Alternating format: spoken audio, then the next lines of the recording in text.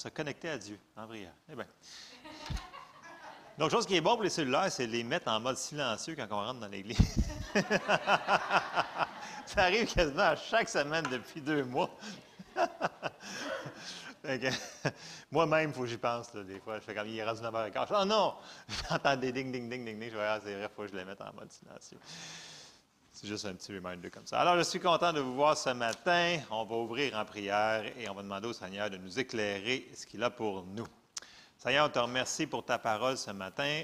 Rends-nous nos cœurs, Seigneur, sensibles à ce que tu veux nous dire, Seigneur, puis qu'on puisse le mettre en pratique. On te le demande dans le nom de Jésus. Amen. Amen. Alors, n'oubliez pas, écoutez, ce soir, là, c'est à ne pas manquer. Okay? Elle se déplace et elle crée un trou dans son horaire pour venir nous voir. Alors, venez ce soir, 19h, 7h, ou 19h, ou 7h, peu importe, arrivez avant. Et ne manquez pas la réunion de ce soir, ça va être super bon, avec Pasteur Chantal et, bien entendu, Pasteur Réal va être là aussi. Donc, à ne pas manquer. Donc, ce matin, j'ai une grosse question existentielle pour vous. Si je vous dis, quel est le but de notre vie? Wow! Question à 2 morceaux de robot, 3, même 4 morceaux de robot, ceux qui se souviennent des appareils Bobette. Pourquoi? C'est bon. C'est bon. Connaître Dieu, ça va tout se rapprocher de ça. Première chose, c'est de connaître Dieu. Première chose, OK? Une fois qu'on connaît Dieu, le but, c'est le service. C'est de le servir. On dit, pour de vrai, je vous le dis, on va aller voir plein de passages qui parlent sur servir Dieu. Et c'est le seul endroit qu'on va être heureux. C'est en faisant ce qu'on a été appelé à faire. Pour de vrai, quand on est appelé à faire quelque chose, puis c'est ça qu'on fait, on est heureux parce que c'est à ça qu'on a été créé. Pour de vrai. Et souvenez-vous, sans aller dans toutes ces paraboles-là, Jésus, quand il parlait à ses disciples, il parlait au monde, il parlait sur le royaume de Dieu. Puis là, il leur dit, à un moment donné, vous allez devoir rendre des comptes. Puis, ce que vous voulez entendre quand vous allez rencontrer le Seigneur, parce qu'on va tous rencontrer le Seigneur bientôt. Vous savez, les années, plus que ça avance, plus que ça passe vite, on dirait, c'est comme un fast-forward. C'est comme un retour vers le futur, mais en fast-forward. Non, mais vous souvenez-vous, quand vous aviez 20 ans, on dirait qu'un an, c'était comme, c'est long, mais long, un an. Puis là, on dirait quelques jours plus tard, on dirait qu'un an, ça se passe très vite. Vous savez ce que je veux dire? Et donc, il nous en reste, peu importe, il nous dit, nous, il m'en reste pour 20 ans, il m'en reste pour 50 ans, peu importe, ça passe comme ça. Et quand on va arriver de l'autre côté, est-ce qu'on va entendre le Seigneur dire, bon, et, Monique l'a dit, vous l'avez dit, fidèle serviteur. Wow! Et là, ça va, voyons donc, serviteur. Il faut qu'on fasse de quoi? Oui, il faut qu'on fasse de quoi parce que Dieu nous a appelés à faire de quoi. Et le meilleur exemple des exemples, c'est Jésus. Puis, je vous sors un passage qu'on lit souvent, rapidement, et c'est Matthieu 20, 28. Et regardez bien ce qui est écrit, et on passe par-dessus souvent. Ça dit, « C'est ainsi que le Fils de l'homme est venu, non pour être servi, mais pour servir et donner sa vie comme la rançon de plusieurs. » Si c'est notre exemple, pensez-vous que c'est bon pour nous? Écoutez, c'est à travers la parole au complet. On est appelé à servir. Puis même quand les disciples, ils s'obstinaient entre eux autres pour savoir c'était qui le plus grand, le plus tough, le plus meilleur, bien, il a dit que ce soit votre serviteur. Vous vous souvenez de ça dans la parole? C'est qu'on est appelé à servir. Et c'est là-dessus qu'on va parler ce matin. Et j'ai mis comme titre, il faut que je mette un titre, comme ça, la joie de servir. Parce que c'est là qui est notre endroit qu'on va trouver la bénédiction, la prospérité, la joie, l'accomplissement pour notre vie. Il y en a qui viennent me voir et disent, « Il me semble qu'il y a plus. » Mais oui, il y a plus, si tu sens qu'il y a plus, parce qu'il y en a plus. Et il y en a plus parce que tu ressens qu'il y a quelque chose à faire. Et tant que tu n'as pas trouvé cet endroit-là, tu vas te dire, il y a quelque chose de plus. Et c'est là-dedans qu'on s'en va ce matin. Ne laissez pas ça être trop simple. Je sais que vous allez connaître la plupart de ces passages-là, mais il faut comprendre l'essence du message ce matin. Amen? Alors, on embarque. On s'en va dans Éphésiens 1, 22 pour mettre quelques fondations. Et première fondation, dans Éphésiens 1, verset 22, ça nous dit, « Il a tout mis sous ses pieds et il l'a donné pour chef suprême à l'Église, qui est son corps, la plénitude de celui qui remplit tout en tous. » Donc, tout le monde connaît ça, que Jésus, c'est lui la tête de l'Église. Donc, c'est lui la tête du corps. L'Église, on est son corps. Donc, on connaît ça, on sait ça. Est-ce qu'on le réalise? Qu'on fait partie du même corps que Jésus. C'est lui qui est la tête. Donc, la tête présentement, elle est où? Elle est au ciel. Le corps, il est où? Sur la terre. Parce que c'est nous. Et Jésus, il a dit à ses disciples, il a dit dans Matthieu 28, 18, on le lit très souvent, mais vous allez voir. Matthieu 28, 18 nous dit, « Jésus s'étant approché leur parla. Ainsi, tout pouvoir m'a été donné dans le ciel et sur la terre. » Donc, on a autorité. Ceux-là qui sont en train de finir, ou ils ont déjà lu le livre sur l'autorité pour l'étude B des mercredis soirs. Excellent livre en passant. Si vous ne l'avez pas fini, finissez-le. Moi, je l'ai mangé. C'était tellement bon, ce livre-là. Mais bon, il en reste en arrière si jamais il y en a qui le veulent. Verset 19, « Allez, faites de toutes les nations des disciples, les baptisant au nom du Père, du Fils et du Saint-Esprit, et enseignez-leur à observer tout ce que je vous ai prescrit. Et voici, je suis avec vous tous les jours jusqu'à la fin du monde. » Ce qu'il faut réaliser, c'est qu'il est avec nous parce qu'on fait partie de lui. Tu sais, c'est comme les gens, ils essaient de dire, « mais c'est dur à comprendre. » C'est comme quand je vous dis, Dieu le Père, le Fils, le Saint-Esprit. Ce sont trois personnes. Oui, je sais que c'est dur à comprendre, mais on n'a pas besoin de tout comprendre pour le croire. C'est la même chose pour nous autres qui nous dit qu'on est un avec Christ. OK? Donc, nous autres, notre mission qu'il nous a confiée sur la terre, ce n'est pas Jésus qui va le faire. Jésus va le faire avec son corps qui est sur la terre. Et c'est ça qu'il faut réaliser. Il faut réaliser que c'est nous autres qui doit faire un travail. Lui, il est là pour travailler avec nous autres. Mais si nous autres, on n'avance pas, lui, il ne peut pas avancer. Et c'est comme ça. Et nous, la mission qu'on a, c'est de faire des disciples et toutes ces choses-là. Et nous avons chacun d'entre nous, toute la gang, on a tout un appel. Tout le monde. On a tout un appel, une mission, un travail à faire. Et je sais qu'il y en a qui me répondent, non, moi, je n'ai pas d'appel. Moi, je suis appelé à être assis dans mon banc, puis à lever les mains, puis à rien faire d'autre. Je réponds, non, c'est anti-biblique. Nous sommes tous appelés. Nous allons voir des versets, malheureusement à vous, pour ceux qui ne le croient pas. Mais c'est une bonne nouvelle, parce que puis comme Donald a dit, tout ce qu'on fait ici sur la terre pour le royaume de Dieu a une récompense éternelle. Tu sais, il nous reste ça de temps sur la terre, là. Mais quand on arrive là-bas, là, il y en a qui disent, les récompenses, ça ne m'intéresse pas.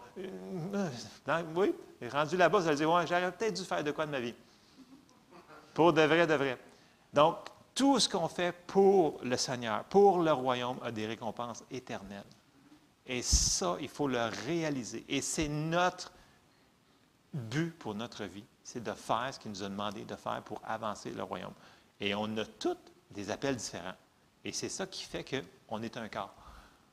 On va lire, mais bon, je vous donne un exemple. OK? Mettons que je suis appelé à faire... qu'est-ce que je peux faire maintenant? Là? Mettons que je suis appelé à aller pelleter dehors. OK? Donc, je dis, j'ai un travail, quelqu'un m'engage pour aller pelleter. Vous voulez que j'aille pelleter votre cour? Elle est en glace pas mal, là, mais bon. Mettons que elle ne serait plus en glace, que c'est encore en neige. Et là, je m'en vais pelleter moi. Mais il y a une partie de mes membres qui décident qu'eux autres, ils ne veulent pas. Donc, si j'ai un bras qui dit non, moi, ça ne me tente pas, je suis fatigué, ça ne me tente pas, ce n'est pas mon appel de pelleter. Moi, c'est d'écrire, lire. Puis la main ne veut pas. Mais si je m'en vais dehors pour pelleter, là, il va falloir que je pelte avec ma bouche puis l'autre bras. Puis même que j'arrive dehors, là, je vais avoir l'air un petit peu handicapé, ne trouvez pas? Parce que les membres, c'est indissociable de mon corps. Je ne peux pas dire, je m'en vais là-bas, puis on dit, ah, bien regarde, c'est Joël qui arrive avec son bras et son épaule. On ne peut pas dire ça. On dit, c'est Joël qui arrive. Vous me suivez? Mais dans l'Église, on ne fait pas ça. On fait dire, ah, regarde, telle personne arrive. Mais c'est une partie du corps. Vous me suivez? Nous sommes un corps. OK? Oui, il y a le corps de Christ global sur la terre, mais il y a aussi l'Église locale qui sont composées de différents membres. OK? Et ça, il faut le réaliser, les membres sont indissociables du corps. On ne peut pas enlever des morceaux et s'attendre qu'on va avoir de l'air pas handicapé, pas épeurant, parce qu'il va manquer des gros morceaux. Puis là, après ça, on se demande mais pourquoi que des fois, il y a des choses qui ne se font pas aussi rapidement, puis on pense qu'on attend après Dieu. Non, non, c'est souvent Dieu qui attend après nous autres, parce qu'il y a des morceaux qui manquent. Il y a des morceaux qui ont décidé, ah non, moi, je ne suis pas appelé à rien, puis ils refusent de coopérer avec le restant du corps. Et c'est pour ça qu'il y a souvent des problèmes. Parce qu'on devrait, tout le monde est en train de faire ce qu'on est appelé à faire. Je ne vous dis pas de faire l'appel de l'autre membre à côté, là, ce que nous autres, on est appelés à faire. Bon, ça, c'est la fondation. Et regardez bien, on s'en va dans Romains 12. Et là, Paul va nous dire plein de choses super intéressantes. Romains 12 et au verset 4. Ça nous dit, « Car, comme nous avons plusieurs membres et un seul corps, c'est un principe super compliqué à comprendre, plusieurs membres, un seul corps, et que tous les membres n'ont pas la même fonction, ainsi nous qui sommes plusieurs, nous formons un seul corps en Christ et nous sommes tous membres les uns des autres. » Amen? C'est simple jusqu'à présent, c'est vraiment simple. OK? Et là, je vais vous appeler à... Qui est-ce qui décide où est-ce qu'on doit être dans le corps? Grosse question. Mais c'est Dieu. Quand vous êtes né, là, Dieu il avait décidé que les pieds vont en bas, les mains vont en haut, les oreilles sont sur chaque bord. C'est le même qui nous a créés. Et il a créé son corps d'une manière ordonnée. Okay? Et c'est important de respecter l'endroit et la position que Dieu nous a mis. Sinon, si tu essaies de faire quelque chose avec un membre qui n'est pas appelé à faire ça, ça crée des problèmes. Okay? Et on va aller voir un passage très simple. Et on continue dans 1 Corinthiens 12, au verset 12. Puis là, beaucoup de choses est dit ici. On va se concentrer sur... On va y aller au fur et à mesure. 1 Corinthiens 12 et au verset 12. Ça nous dit, « Car comme le corps est un et a plusieurs membres, et comme tous les membres du corps, malgré leur nombre, ne forment qu'un seul corps, ainsi en est-il de Christ. Nous avons tous en effet été baptisés dans un seul esprit pour former un seul corps, soit juif, soit grec, soit esclave, soit libre. Nous avons tous été abreuvés d'un seul esprit. Ainsi, le corps n'est pas un seul membre, mais il est formé de plusieurs membres. Si le pied disait « Parce que je ne suis pas une main, je ne suis pas du corps », ne serait-il pas du corps pour cela? C'est ça qu'il dit, là, grosso modo. Et si l'oreille disait « Parce que je ne suis pas un œil, je ne suis pas du corps », ne serait-elle pas du corps pour cela? Et si tout le corps était œil, où serait l'ouïe? Et si était tout ouïe, où serait l'odorat? Et verset 18, regardez bien ça. Maintenant, nous avons décidé de... Non, c'est pas tout qu'il dit. Il dit, maintenant, Dieu a placé chacun des membres dans le corps comme il a voulu. Et vous demandez, ouais, mais c'est pas juste. Non, non, vous ne comprenez pas. C'est Dieu qui a choisi. Puis quand on trouve l'endroit qui nous a appelés, oh, c'est là qu'on dit, ah, merci Seigneur, parce que je t'ai appelé à ça. Parce que quand on est à un bon endroit, on a aussi la grâce pour tout faire ce qu'il nous a demandé de faire. Et c'est là qu'il y a du mélangeage. C'est que si une personne est appelée à être là-bas, puis en réalité, elle est appelée à être là, bien, elle n'aura pas l'onction pour être là. Elle a l'onction pour être là-bas. Vous me suivez? Donc, si c'est un bras, ce n'est pas une jambe. Ils n'ont pas la même onction. Et c'est pas nous autres qui décidons, c'est Dieu. Par contre, c'est à nous de le découvrir. Là, je me devance parce qu'il faut qu'on finisse. Donc, 1 Corinthiens 12, verset 18, il dit, « Maintenant Dieu a placé chacun des membres dans le corps comme il l'a voulu. Si tous étaient un seul membre, où serait le corps? Maintenant, donc, il y a plusieurs membres et un seul corps. L'œil ne peut pas dire à la main, « Je n'ai pas besoin de toi. » Ni la tête dire aux pieds, « Je n'ai pas besoin de vous. » Fait que pour les gens qui disent, « Écoute, tu n'as pas besoin parce que je... » Non, on a tous besoin les uns des autres. Tous besoin des uns des autres. Tout le monde ici. Il n'y en a pas un qui est sorti de ce passage-là. Mais bien plutôt, les membres du corps qui paraissent être les plus faibles sont nécessaires, et ceux que nous estimons être les moins honorables du corps, nous les entourons avec le plus grand honneur. Ainsi, nos membres les moins honnêtes reçoivent le plus d'honneur. Verset 24. Tandis que ceux qui sont honnêtes ou honorables n'en ont pas besoin. Dieu a disposé le corps de manière à donner plus d'honneur à ceux qui en manquaient, afin qu'il n'y ait pas de division dans le corps, mais que les membres aient également soin les uns des autres. Et si un membre souffre, tous les membres souffrent avec lui, et si un membre est honoré, tous les membres se réjouissent avec lui. Vous êtes le corps de Christ, et vous êtes membres, chacun pour sa part. On a chacun notre part. Puis les gens disent, « Ouais, mais j'ai peut-être attendu trop longtemps et j'ai perdu ma place. » Ça nous dit que les appels et les dons de Dieu sont sans repentance. Dieu ne change pas d'idée. S'il vous a appelé à faire quelque chose, et c'est le cas pour tout le monde, il y a 20 ans, il y a 30 ans, il n'a pas changé d'idée. Il y a encore le même appel, la même onction sur vous. On ne peut pas passer le délai. Bon, on peut expirer notre délai, dans le sens que si on ne fait rien, puis on est rendu à 100 ans, puis on part, bien, vous allez manquer votre chance. Mais sinon, c'est encore temps de rentrer à notre place, puis de servir pour une récompense éternelle. Ici, c'est temporaire. Ça nous dit tout ce qu'on voit, c'est temporaire. Ce qui est invisible est éternel. Et ça, c'est une affaire qui est importante. Bon, on a touché à quelque chose, c'est que c'est Dieu qui choisit. Donc, on a tous été appelés et on a un endroit pour nous. OK? J'ai dit quelque chose, c'est que nous devons trouver cet endroit. OK? La première chose pour trouver cet endroit de service, OK? Premièrement, c'est d'y demander. Donc, vous pouvez prier à Dieu, « Seigneur, c'est quoi l'endroit que je dois servir? » Ça, c'est la première chose à faire. Tu demandes, « C'est où ma place, coudonc? » Et souvent, on va avoir une partie de la réponse. Parce que souvent, on ne comprendra pas tout avant de commencer à servir. Vous allez me dire, « Bien, voyons donc. » Je vais dire, « Oui. » Souvent, on va commencer à servir dans un endroit. Puis en commençant à servir, Dieu va révéler de plus en plus quel est l'appel, les onctions, les grâces qui sont sur notre vie. Mais voyez-vous, il faut qu'on commence à faire quelque chose. Il faut qu'on commence à avancer. Si on reste à rien faire, on n'aura pas le big picture. On n'aura pas on va avoir une idée de ce qu'on est appelé. Quand on demande aux jeunes en bas, c'est quoi que tu es appelé à faire? Il y en a qui ont une bonne idée, mais spécifiquement, ils ne savent pas. Puis quand ils vont être baptisés du Saint-Esprit, par exemple, d'un coup, ils vont cacher un autre morceau. Moi, ça m'est arrivé. Quand j'étais plus jeune, à un moment donné, j'avais une idée de ce que j'avais à faire, puis quand j'ai été baptisé du Saint-Esprit, tout à coup, flic, flac, flac. J'ai dit, ben oui, c'est évident, c'est ça qu'il faut que je fasse, c'est sûr. Et là, c'est devenu encore plus réel. Mais j'étais déjà en service, donc je servais dans toutes les choses que je faisais ici.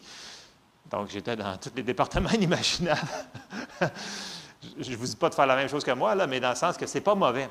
OK? Puis, je me souviens d'avoir lu un livre de Kenneth Hagin qui dit, au début, quand il a été sauvé, là, la première affaire qu'il a faite, il a été voir le pasteur, il a dit, « Y a-t-il quelque chose à faire? » Bien, il y a plein d'affaires à faire. Il dit, « Parfait! » Fait qu'il a commencé avec le balai, il a commencé à balayer l'église, il a commencé à faire tout ce que sa main trouvait à faire, il a commencé à le faire.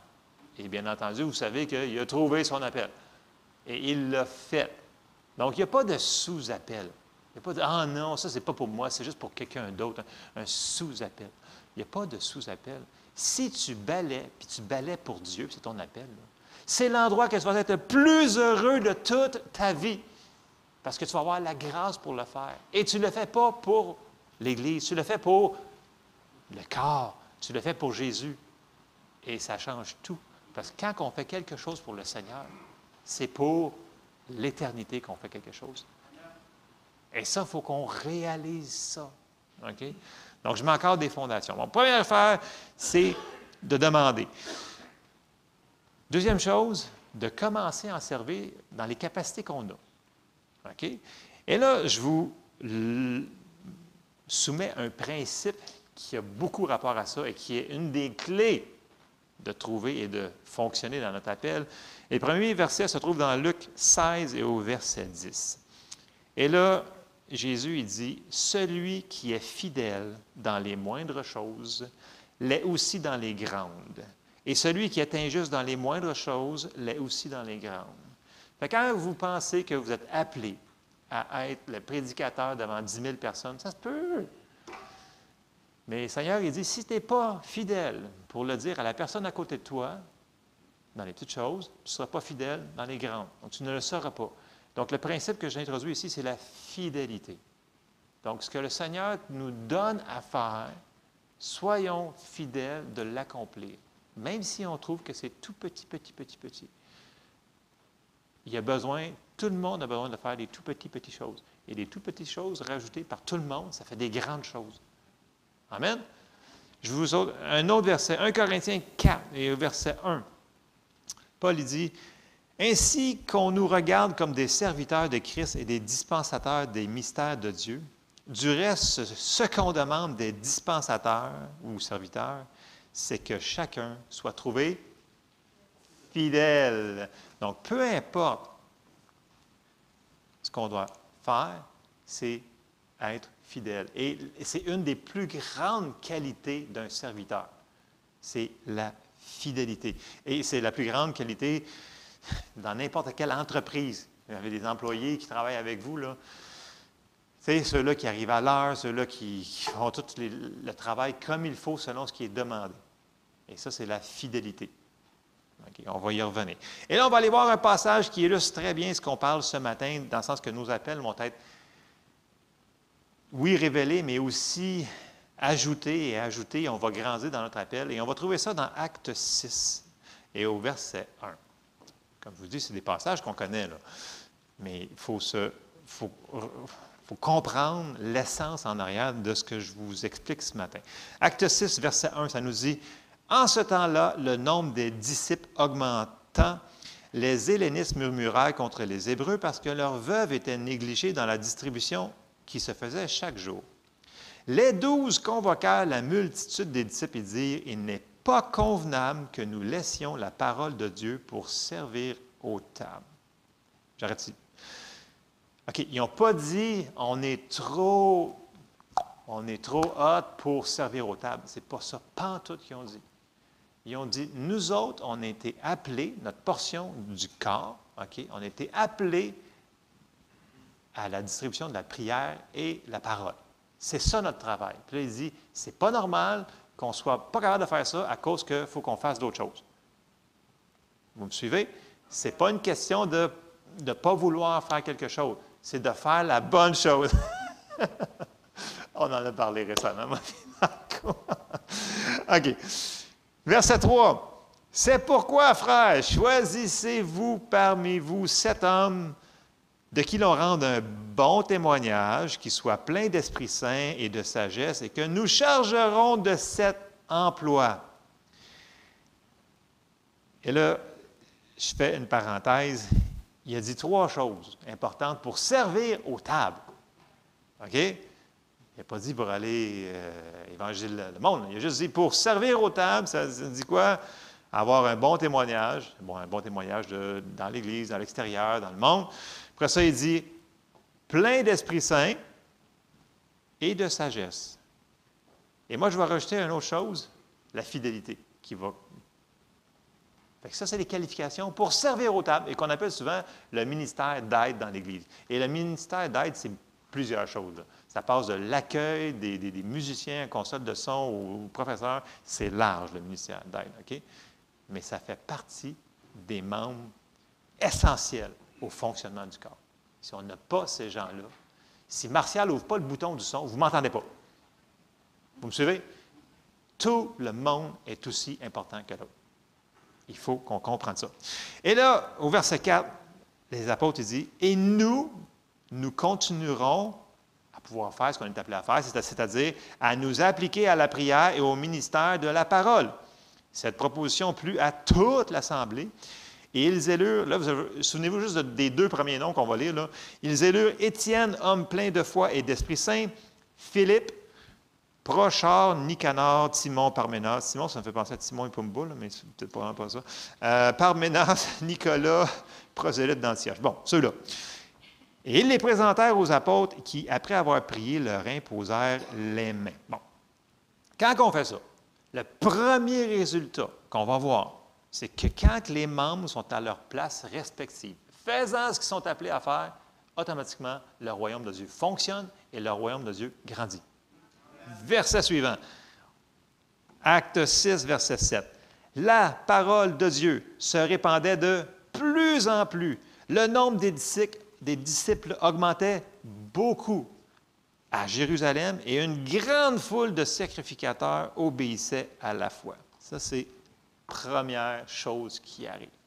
Deuxième chose, quand tous les membres sont à leur place respective et qu'ils font ce qu'ils sont appelés à faire, de la manière qu'ils sont appelés à faire, les membres, en tant que tels, vont trouver leur appel et ils vont grandir aussi dans cet appel-là. OK? Je vais faire un petit exemple. OK? Moi, c'est parce qu'il faut qu'on comprenne la fidélité et une des raisons, c'est qu'on n'a pas besoin de toujours comprendre pour agir sur ce que Dieu nous demande de faire. OK?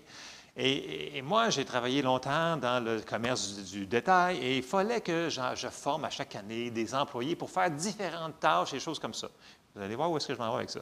Et peu importe que c'était une personne qui avait 14 ans, 16 ans, 18 ans ou 50 ans, une personne qui n'était pas fidèle dans les petites choses était infidèle dans toutes les autres choses. OK? Puis je vous donne un exemple. Je faisais étiqueter des mitaines. Ça a l'air très spirituel ce que je vous dis, là, mais suivez où est-ce que je m'en vais. OK? On est à côté d'une station de ski alpin. Okay? Vous comprenez-vous que ça prend des mitaines pour aller dehors l'hiver? Ça prend des mitaines ou des gants, peu importe. OK. Et là, on a des milliers de mitaines à étiqueter. OK? Donc, je donne les mitaines, une tâche simple à faire à quelqu'un. OK? C'est ça, c'est son travail. OK? Tu étiquettes la mitaine à cet endroit-là, de cette manière-là, comme ça. C'est clair, là. Je dis où, quand, comment, lequel. Et là, je m'en vais. Et je reviens 1 heure plus tard. Et là, je vois la quantité de mitaines qui ont été étiquetées, s'ils sont étiquetés, mais de la manière qu'ils ont étiqueté. OK? Parce que voyez-vous, peu importe la compagnie, il y a des gens qui ont tendance à se dire, ouais, mais moi, j'ai décidé d'étiqueter la mitaine de cette manière-là, parce que c'est bien plus beau à côté du logo. Voyons donc. Et là, il faut comprendre que quand on a une tâche à faire à quelque chose, c'est qu'il y a une raison en arrière de ça. Et là, je dis, non, tu ne comprends pas. Ce n'est pas ça que je t'ai dit. Oui, mais tu ne comprends pas, c'est plus beau comme ça. Je dis, non, c'est parce qu'il y a des choses que tu ne comprends pas présentement que tu ne pourras pas comprendre. Et là, je donne une tâche numéro 2. Et on refait des étiquettes, on réimprime des étiquettes, parce qu'on n'a rien que ça à faire, nous autres, on réimprime des étiquettes, et on fait refaire le travail. Et là, on revient 1 heure plus tard ou 2 heures plus tard, et ce n'est pas encore fait. Là, ils l'ont mis. Non, là, c'est plus proche, là, mais regarde, là, je l'ai plié en 2, comme ça, on le voit moins. Et là, on voit encore plus le logo, c'est super beau. Là, il y a un gros problème, c'est que tu ne comprends pas que tu dois juste le mettre à un certain endroit. « Ouais, mais moi, je le vois d'une autre manière. » Et ça crée beaucoup de problèmes. Alors là, en exaspération, je lui dis, « Tu te mets ça à pause, et tantôt, lorsque j'aurai le temps, je vais te montrer certaines raisons. » Et là, lorsque le temps arrive, je ferme certaines sections et je vais ouvrir une caisse. Et là, je commence à lui expliquer, « Regarde cette paire de mitaines. Tu la vois, elle est merveilleuse. Oui, d'accord. Toi, tu as décidé de l'étiqueter comme ça. Et là, j'ouvre une caisse. Est-ce que tu es capable de la scanner? Ah non, hein, j'ai plié en 2 le barcode. Voilà. Fait que la caissière qui va arriver n'est pas capable de la scanner. Autre chose, tu l'as mis par-dessus la grandeur et le sexe. Donc, la personne qui va être dans la section mitaine ce matin-là est dans le trouble. Parce que lorsqu'elle va rentrer à 8 heures et son cours de ski, qui s'en vient dans quelques minutes, qu'elle a payé des centaines de dollars pour son enfant qui a oublié encore ses mitaines, elle va arriver, elle va te regarder dans les yeux et elle va dire, « Sont où les mitaines? Ça me prend une grandeur médium junior. » Mais on ne voit pas parce que tu as mis la grandeur par-dessus, tu as mis ton étiquette par-dessus la grandeur et, si c'est une mitaine junior, adulte, femme. Là, ils font, « Ben, c'est pas si grave que ça, on peut aller dans le backstore. » Non, on n'aura pas le temps lorsque l'occasion va arriver. On n'aura pas le temps. Donc, la personne dans la section n'aura pas le temps. La personne dans la caisse va être dans le trouble. La madame ou le monsieur qui va rentrer va être très irrité. Parce que là, il va arriver en retard à son cours. Et tout ça à cause qu'une personne trouvait ça plus beau de mettre une étiquette d'une certaine manière. Pourtant, les consignes étaient excessivement simples, right? Et je vous donne cet exemple-là parce que des fois, dans l'Église, ça arrive quasiment jamais là, mais des fois, on dit des choses. Non, mais c'est important de comprendre ça ce matin. Des fois, on va dire à certaines personnes, écoute, nous devons faire certaines choses d'une certaine manière. Et là, il y a beaucoup de gens qui vont dire, d'accord, c'est comme ça, puis ainsi soit-il. Et c'est merveilleux. Mais il y en a, dû à cause de leur grande intelligence et de leur niveau supérieur, décident de le faire de leur manière. Mais ce qu'ils ne comprennent pas, c'est qu'ils vont affecter tout le restant de l'équipe, donc tout le restant du corps. Vous me suivez?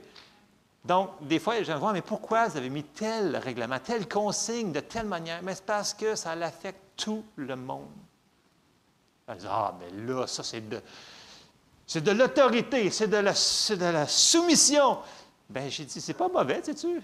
Parce que tout fonctionne rondement. Moi, je ne sais pas ce que je veux. Dans le sens que si le Seigneur me dit d'enseigner sur telle chose, j'enseigne sur telle affaire. Je ne décide pas. Pour de vrai, je vous le dis, là. Je prie pour avoir un message. Je prie beaucoup pour avoir le message. Et quand j'ai le message, je donne le message. Et si je ne le fais pas, bien, je ne fais pas mon travail. Vous suivez? Et ça s'applique pour chaque personne dans chaque ministère ici. OK? Fait que si tout le monde, là, sur le groupe un matin, il décidait, là, Marco, il a dit qu'on la faisait en la. Peu importe. Mais moi, là, ça ne me tente pas de la faire en la ce matin. Moi, je veux rester dans ce. Je veux la faire en sol. Mais tout ce que vous allez entendre dans l'Église, c'est la cacophonie totale. Parce que je ne veux pas suivre les consignes. Donc, ça a rapport à la fidélité. La fidélité est tellement importante. Bon, je reviens dans la Bible, je vois que j'ai des gros yeux qui commencent à apparaître un peu partout. Mais c'est important ce que je vous dis. C'est simple, mais c'est important. Il y a des raisons qu'on n'a pas besoin toujours de comprendre. Il faut demander des explications des fois, là. OK? On va vous dire, si on le sait. Des fois, on n'a pas tout le big picture, nous autres non plus. On a juste une direction, il faut juste suivre ce que le Saint-Esprit il fait. OK, on va continuer. OK, on était dans Acte 6, et on était au verset 7, puis on a vu que la parole de Dieu se répandait. Mais autre chose qu'on a vu, c'est que si on s'en va dans Acte 6, et au verset 8, là, on voit que, on a vu qu'il y avait Étienne, puis il y avait Philippe. Mais là, Acte 6, 8, regardez au verset 8. Étienne, plein de grâce, faisait des prodiges et de grands miracles parmi le peuple. Donc, ce qu'on voit tout de suite après qui a été mis en place, ces 7 personnes-là, on voit qu'ils opèrent dans les signes, les miracles et les prodiges. Donc, oui, le royaume de Dieu continue à s'expansionner, mais Dieu, il faut qu'il se serve des membres du corps. Et il se servait d'Étienne pour faire ça. Bon, on sait qu'Étienne, il a donné la totale, et les Juifs n'ont pas aimé ça, fait qu'ils l'ont lapidé. Mais ça, c'est les risques du métier. mais faites-vous-en pas, il est passé au ciel, il est super content, il est bien content, il a fait sa job, il a été fidèle, c'est bon et fidèle serviteur. OK? Ça ne risque pas d'arriver ici. OK? Oui, Nisa a dit peut-être. Mais il y a des faibles chances que ça vous arrive à vous autres. OK? Deuxième personne qu'on voit tout de suite après Étienne, c'est Philippe. Donc, si on avance dans Acte, après Acte 6, il y a Acte 7, et là, il y a Acte 8. Et la prochaine fois qu'on voit Philippe, c'est plus Philippe servant. Aux tables, c'est rendu Philippe l'évangéliste. Alors, si on regarde brièvement là, dans Acte 8, parce qu'on ne lira pas au complet, là, Acte 8 et au verset 5, ça nous dit « Philippe étant descendu dans la ville de Samarie, il prêcha le Christ. Les foules toutes entières étaient attentives à ce que disait Philippe lorsqu'elles apprirent et virent les miracles qu'il faisait. Car des esprits impurs sortirent de plusieurs démoniaques en poussant de grands cris, et beaucoup de paralytiques et de boiteux furent guéris. Il y eut une grande joie dans cette ville. » Et là, ça continue. Philippe, il fait plein d'affaires. Il se fait transporter comme Scotty Beam Me Up à un autre endroit avec un eunuque, le kit. C'est excitant de servir Dieu. Mais voyez-vous, il n'a pas commencé là. Il a commencé au début en servant aux tables. Il a dit, ah ben là, servir aux tables. Penses-tu que je vais servir de la nourriture? Moi, bien, si Dieu t'appelle à faire ça, c'est l'endroit où tu faudrait être le plus heureux au monde. Et ensuite de ça, Dieu va rajouter des grâces et des choses. mais tu ne le découvriras pas tant que tu ne le feras pas. Je le dis pour moi aussi, là. Écoutez, je vais me stouler, OK? À l'école biblique, j'ai toujours dit, moi, jamais, jamais, jamais je vais être pasteur, jamais de ma vie, plus jamais, plus 1000 ans. Voilà, je vais vous dire. OK? Mais, j'ai dit, bien, je vais continuer à servir. Je sais que je suis appelé à jouer de la musique, je suis appelé à aider à plein de places, je suis appelé à enseigner. Donc, on continue à servir. Et dans ce service-là, à un moment donné, tu perçois certaines choses et les portes s'ouvrent et tu te rends effectivement, si tu veux obéir, si tu veux entendre, où est-ce que ça va t'entendre? À un endroit. OK? Et quand tu es dans cet endroit-là, tu as la grâce pour le faire aussi. Parce que j'ai dit, non, non, je suis le dernier pour être appelé pasteur, et ça a l'air que ça fonctionne. Bon. Je vous donne ça comme exemple dans le sens que ne dites jamais, jamais. Plus 1000 ans, ou plus 100 ans, là, peu importe c'est quoi ce que vous dites, dans le sens que c'est Dieu qui choisit. Ce n'est pas nous autres. Mais ceux qui cherchent, c'est des gens qui sont disponibles. Parce que Dieu dit dans plusieurs endroits, ne savez-vous pas que parmi vous, il n'y a pas grand personne qui sont super intelligentes? Vous vous souvenez-vous de ce passage-là? Là? Et super... Tu sais, c'est pas tellement valorisant sur le coup quand tu lis ça, là, dans le sens qu'on a pris ce qui restait. Mais c'est pas ça qu'il veut dire. Il a pris ce qui était disponible. Et quand on est disponible à écouter et à obéir ce qu'il nous demande à faire, c'est là que le corps fonctionne. Et c'est là qu'on voit plein de choses. Donc, on a vu Étienne, on a vu Philippe, et là, ça les a apportés à un autre endroit que Dieu a rajouté à faire. Bon. Et là, pour commencer à atterrir cette affaire-là, on sert où, quand, comment? Bon, c'est sûr que ça prend un petit peu de direction, là, un petit peu de sagesse là-dessus. Premièrement, premièrement, trouver une église locale. OK? C'est une des choses. C'est important d'être enraciné et planté dans un corps local. Je sais que les gens disent, ouais, mais l'Église, c'est le corps de Christ et c'est sur toute la planète. Merveilleux, c'est excellent. Mais Dieu a fait aussi des corps locaux, qu'on appelle des églises locales. Et ça, il faut la trouver. Et une fois qu'on l'a trouvé, il faut s'y implanter. Et c'est là qu'on va pouvoir fleurir, car Dieu a un plan pour nous dans cette église locale-là. Donc, la première place qu'on pourrait commencer à servir, c'est dans l'église locale. Et il y a plein d'endroits qu'on peut servir. OK? Je vous en donne quelques-uns. On l'avait présenté à la vision de la réunion d'affaires de l'année passée. Oui, c'est ça, au mois de mars qu'on l'avait fait. Là, on l'a fait encore au mois de mars en passant. Donc, on va représenter la vision qui se module tout le temps à chaque fois. Mais tu sais, on avait dit, on a besoin de gens pour enseigner à l'Église des enfants. Les enfants ont besoin de moniteurs. Donc, le corps a besoin de moniteurs pour les enfants. On avait dit qu'il y avait les ados qui ont besoin de gens pour les aider. Il y a tous les autres ministères. Là. Il y a les multimédias, la console, la caméra, il y a les musiciens, il y a les portiers, il y a l'accueil élargi. Nommez-les. Là. Il y en a de l'ouvrage à faire dans l'Église. Si vous pensez, tout est rempli partout, non, c'est parce que vous ne comprenez pas. Arrivez plus de bonne heure le matin, là, je vais vous expliquer une couple d'affaires. Il y a beaucoup de choses à faire qui ne sont même pas remplies présentement. Puis on fonctionne bien quand même. Imaginez-vous si tout le monde prenait sa place et s'appliquait à faire de la manière que Dieu veut qu'on la fasse. Ça serait phénoménal. Les gens disent, ouais, mais on veut voir des miracles. Soyons fidèles dans ce qu'il nous demande de faire. Puis vous allez voir, ça va augmenter. Parce que là, quand on est disjointé, qu'on n'est pas à notre place ou qu'on ne veut pas la faire, bien, le corps est handicapé. Puis souvent, on dit, j'attends après Dieu pour faire quelque chose.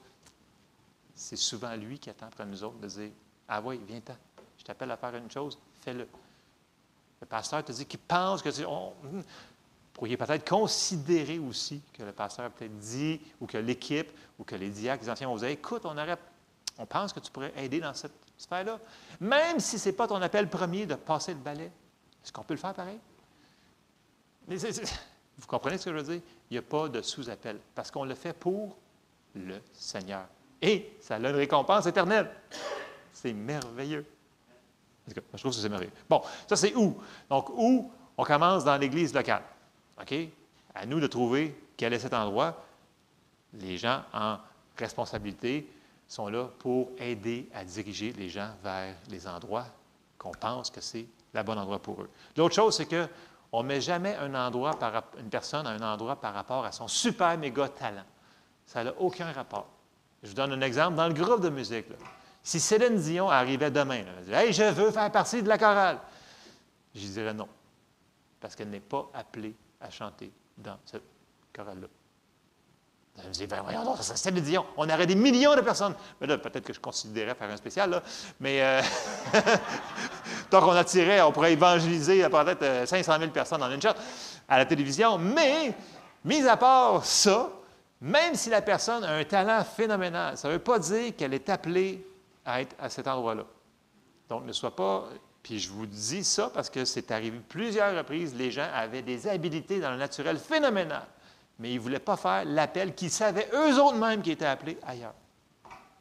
Vrai de vrai. Et ça devient frustrant parce que la personne, on la voit et quelques mois plus tard, non seulement elle n'est pas à sa place, mais elle a quitté l'Église. Et elle n'est pas en bonne posture.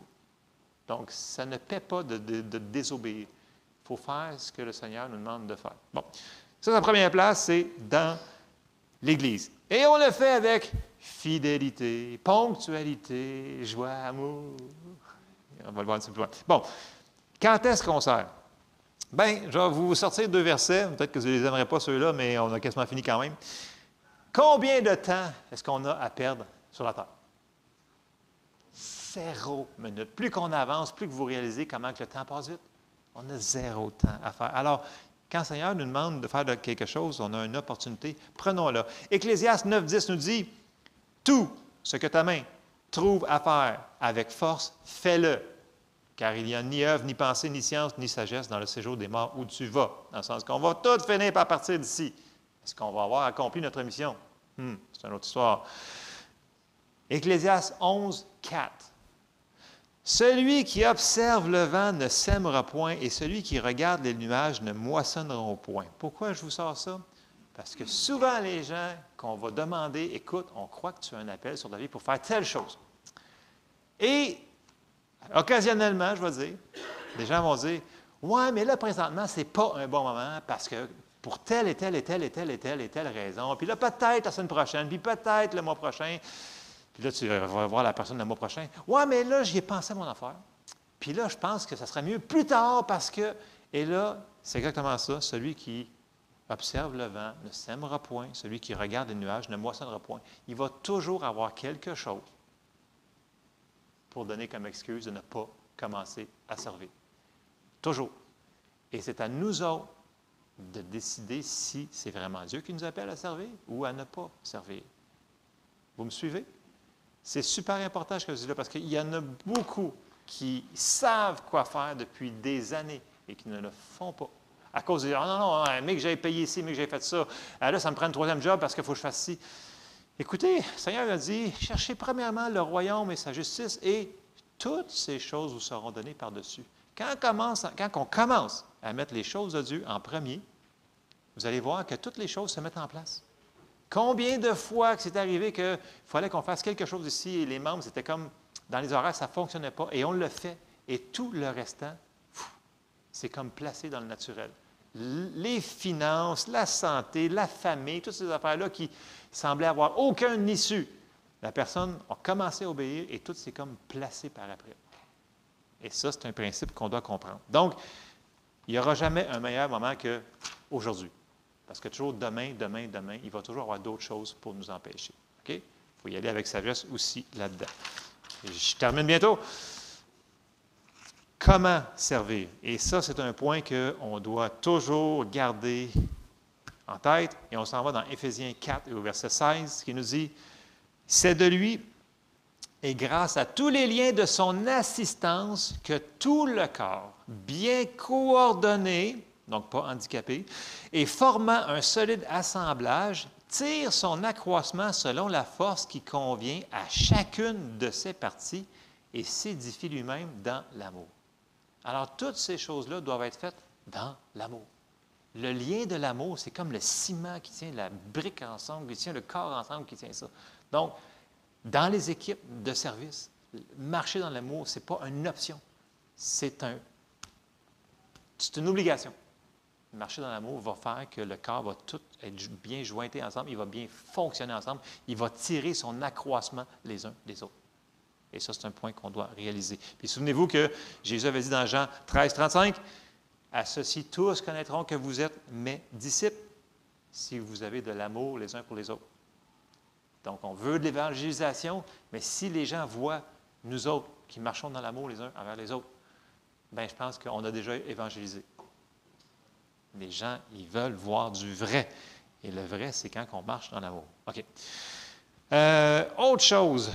Dans la Bible, ça nous dit, dans Romains 12, 1, dans la Darby, ça ne le dit pas pire, là. Je ne sais pas si tu as réussi. L'as-tu trouvé, Darby?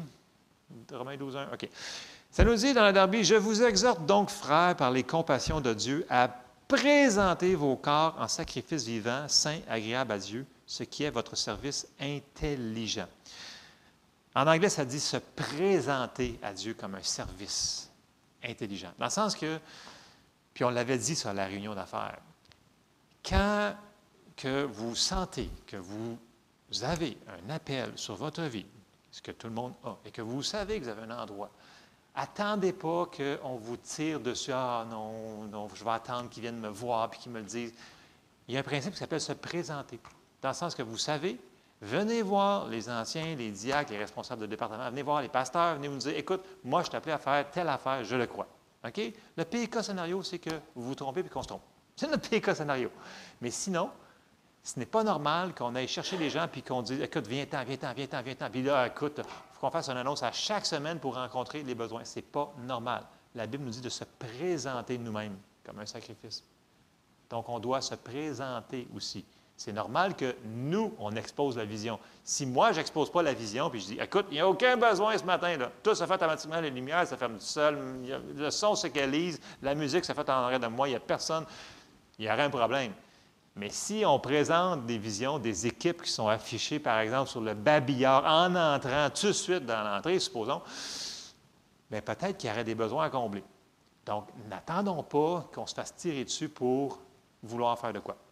OK, ça, c'est un autre principe qui est super intéressant, dans le sens que n'attendons pas qu'on vous fasse béguer, supplier de servir. Ce que je vous dis ce matin, c'est pas ça, pas en tout. Je ne vous dis rien de ça. Je fais que vous dire qu'on a tous un rôle à jouer pour que le corps avance, pour que le royaume de Dieu avance. Et nous devons trouver cette tente. Et ce n'est pas, ouais, peut-être, c'est comme ça. C'est comme ça. Puis c'est sûr qu'il y a tellement de passages sur ça, puis je pense que j'ai assez parlé ce matin. L'important, c'est que pensez à Jésus. Lui, il a tout laissé, il a tout mis en arrière pour nous autres. Puis il est venu comme un serviteur. C'est la plus grande preuve d'amour qu'il n'y a pas. Et il l'a fait pour nous autres. Est-ce qu'on pourrait le faire pour lui? Puis l'autre chose qu'il nous a dit, il dit, faites-vous-en pas, là. Il dit, mon joug est doux et léger. Fait que quand je vais vous appeler à faire de quoi, là, ça ne sera pas la fin du monde, là. Ça ne sera pas l'endroit que ça va vous caler. Non. Si Dieu nous a appelés à quelque part, on a toutes les grâces et les habiletés pour le faire. C'est important à comprendre. Parce que quand les gens disent, ouais, mais je connais quelqu'un là, qui s'est mis à servir, là, puis elle s'est brûlée. Bien, peut-être que la personne n'a pas tout écouté entièrement ce que le Seigneur voulait qu'elle fasse. OK? Ça, il faut y aller avec sagesse. Et des fois, peut-être aller demander aux gens, les pasteurs et les autres qui sont en charge, voir s'ils sont au bon endroit. Amen? OK, on se lève ensemble. On va terminer là-dessus parce que sinon, je ne pourrais pas faire atterrir cette affaire-là.